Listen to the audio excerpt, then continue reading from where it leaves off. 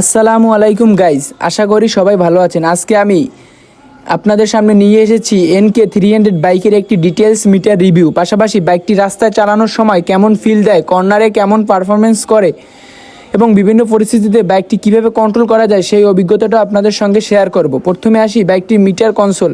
দেখতে বেশ প্রিমিয়াম এবং স্পোর্টি লুক দেওয়া হয়েছে।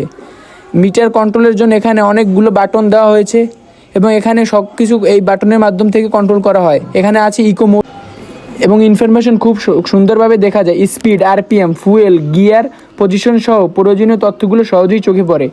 এখন দেখাবো মিটার সেটিং কিভাবে করবেন। বাইকের সুইচ অন করার পর মিটারের কন্ট্রোল বাটনগুলো ব্যবহার করে খুব সহজেই বিভিন্ন অপশনে যাওয়া যায়। এখান থেকে আপনার প্রয়োজনীয় অনুযায়ী ট্রিপ, ইনফরমেশন এবং অন্যান্য সেটিংস পরিবর্তন করে নিতে পারবেন। আর বাইক চালানো অভিজ্ঞতা কথা যদি বলি, NK300 এর রাইডিং পজিশন বেশ কমফোর্টেবল আর কর্নারের বাইকটা যথেষ্ট কনফিডেন্স দেয়। তবে রাস্তায় সবসময় নিজের নিয়ন্ত্রণের মধ্যে থেকে বাইক চালানো উচিত। সবশেষে বলবো